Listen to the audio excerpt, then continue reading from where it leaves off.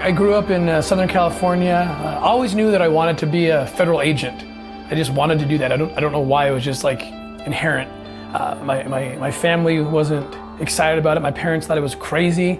No one in our family had been military or even generations back or law enforcement. But it was just something that I just wanted to do. So I pursued it. Everything I studied political science, I studied international relations. My first job after graduate school was the CIA, and I worked in the operations center. And my study had been around terrorism and weapons.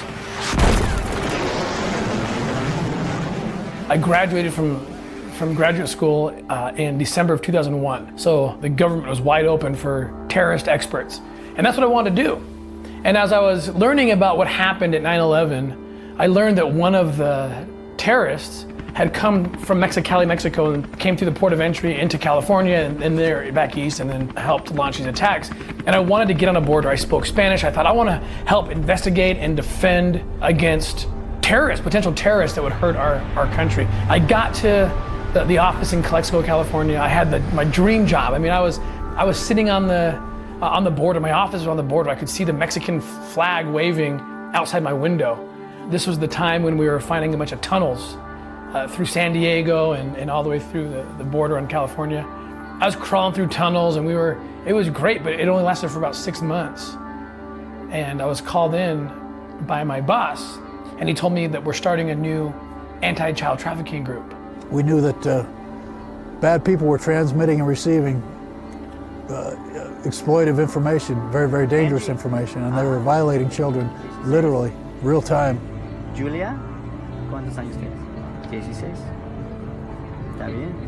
And exchanging those imageries and videos on cameras with their cohorts around the world, realized how absolutely pervasive the problem of child exploitation was. Can you say hi to these guys? Say hi.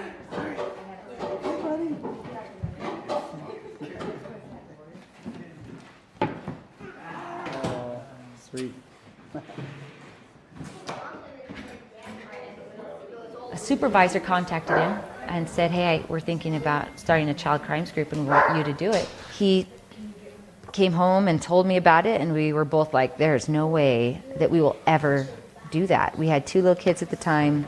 It just sounds so horrific. We didn't think that was something we wanted to bring into our home. My husband has just this light. He's able to see good in the world, you know, and he has a lot of optimism, a lot of strength. I didn't want to see that taken away.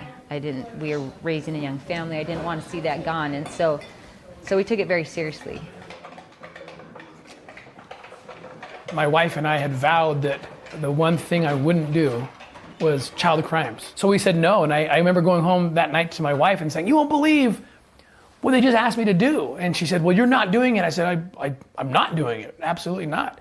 And she said, we have kids, you can't do it. And I remember a sleepless night that night, and then getting up the next morning and kind of looking myself in the mirror, practicing my rejection talk. And as I was preparing my speech, my wife came up to me, emotional, tears in her eyes. And she said, we're making a huge mistake. She said, for the very reason I thought we couldn't do this or shouldn't do this is the reason we need to do this, because we have kids. Because we know what childhood is supposed to be. And if it's true that there's millions of kids that are forced into that hell, how do we say no?